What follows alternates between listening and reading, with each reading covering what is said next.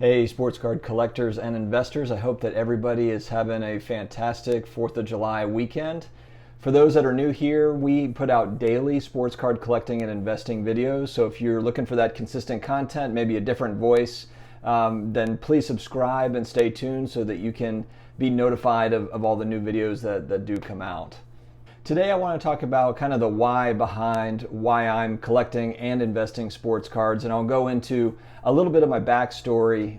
So I started out kind of at the beginning of the junk wax era. I was 1987, I was 6 years old, and I lived in Panama City, Florida, and there was a card store really on, well actually no, not in 87. In 87 there was one card store. And then right as we got into like 1990, 91, then it seemed like there was card stores all over the place. It was incredible. But all of the kids back in the late 80s, most of them I would say had some sort of card collection. And maybe they were just into baseball cards, or maybe it was football or basketball or a mix. I had more of a mix of cards, but they were so much more accessible back then. I mean, you literally had them in bookstores and gas stations and grocery stores. There was cards everywhere, and there wasn't 1,000 different sets. There was, a lot of the same sets, but just printed. They printed a zillion of them. So I think it's funny when we talk about print runs today, they really pale in comparison to what they were in the late 80s and early 90s. And so I started collecting back in the late 80s. My buddies and I used to ride our bikes up to the grocery store and up to the gas station. We'd get Big League Chew bubble gum for those that remember that. And then we'd also get a pack of Donruss baseball cards and then ride back home and then open the packs and trade. And that was really kind of what got me started. And of course you're trying to collect certain players and teams. I'm a big New Orleans Saints fan, so I was always looking for Saints players. I was big into football cards. I just thought that they were awesome. And football was not as accessible on TV back then. There was no direct TV, so you couldn't just tune into whichever game you wanted on Sundays. So when it did pop up on the TV, it was magic. And that was something that I really enjoyed, kind of watching those games with my dad. My parents got divorced in 1992, so I was 11 years old. And so I think that a lot of my draw into cards, or maybe what's brought me back to cards in a way, is that was kind of the portion of my childhood that was really the happiest. Was 6 years old to 11 years old was really the best. I just remember collecting cards, trading with my buddies, and I've said this in other videos too, it was my first kind of foray into business, because you'd get your Beckett magazine every month. You'd go through and literally they had it broken down into cards that were worth 5 cents, 10 cents, 50 cents, $1. Error cards were worth more, and they had it was funny, they had like a little arrow going up or down if a card had changed, if it was a popular card that had changed in price from the previous month. So I remember just being ecstatic when that new Beckett came out, and so that was kind of how it got started for me. And I kind of wonder, are other people getting into this? Are they like me, to where it was something from childhood? I also made a video kind of on my midlife crisis. Is this my midlife crisis? I haven't gone out and bought a motorcycle or, gone skydiving yet, but, maybe this is kind of my, going back and kind of reliving my childhood a little bit. And frankly, I can afford cards now that I could not afford back then. So it just makes it that much more fun. And then of course you add the investment side of it now, the investment component to it, to where it is very viable to flip cards or to hold long term and see gains. We've seen it. So it's kind of a perfect blend, a perfect storm. And it wasn't actually cards that I got back into first, it was comic books. And I bought a lot of graded comic books.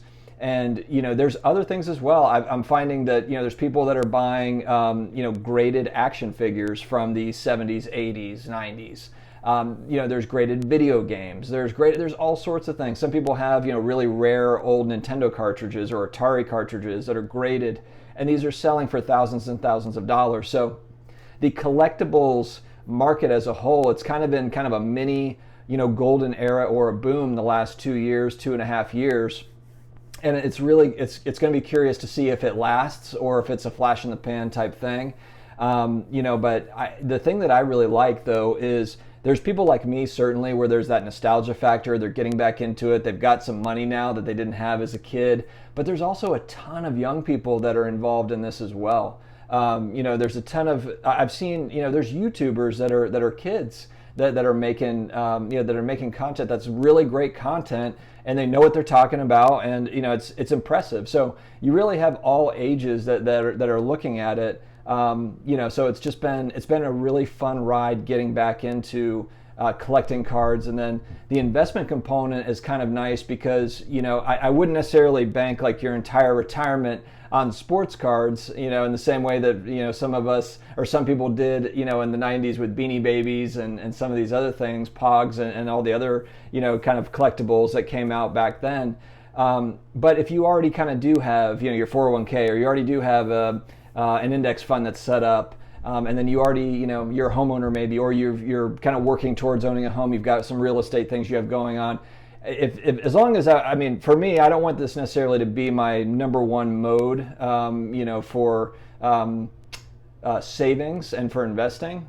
It's certainly not, but it's a very viable market, right? And I don't think it's just a new thing. And cards, it's not as if cards just started gaining value over the last 2 years. I mean, there's been a lot of cards have been expensive for a while. The LeBron cards and the Michael Jordan cards, certainly they've hit all-time highs, but it's not like they were $1 and they went up to $100,000. I mean, they've been expensive. They've just seen a price hike because of the increased demand.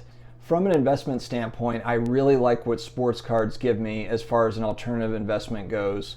I'm not the type that's going to want to day trade, pork futures or oil futures or things like that. It's kind of the ultimate alternative investment for people that are into sports. It's kind of the thing that as a kid we wanted we wanted the market to be where it is now, and certainly this market, the sports card market, there needs to be some improvements. There's things that need to be, that need to be better. But it's a night and day difference from what it was in 1990 when people were, really trying to invest in cards and really trying to build it up. I mean, if you look back at those Beckett magazines from the late 80s and early 90s, they do talk about these cards in investment terms. They use that sort of terminology. So they were certainly wanting to get, we were all kind of wanting to get there. But this piece of collectibles, the collectibles market has matured to a really good spot, to where cards are not a new thing. I think that for me, I'm a little bit more hesitant with things like, action figures, or, and not to say that action figures are brand new to the scene. They've been around for 60, 70 years, but that's just, it's a very niche kind of investor group that's looking at those. And so, sports cards have been around since the late 1800s, early 1900s. And it's just kind of evolved over time, and it's been really fun. Tell me about you guys' journey. I want to hear about how did you get into collecting, and has this become more of an investment for you, or did you get into it for the investment piece? I feel like we are all a combination of collector and investor. I think it's kind of silly to talk about, I'm just a collector or just an investor. I think there is, a blend of, the majority of people are a blend of the two. And so, I'd like to hear your story on it, and just how did you get into cards?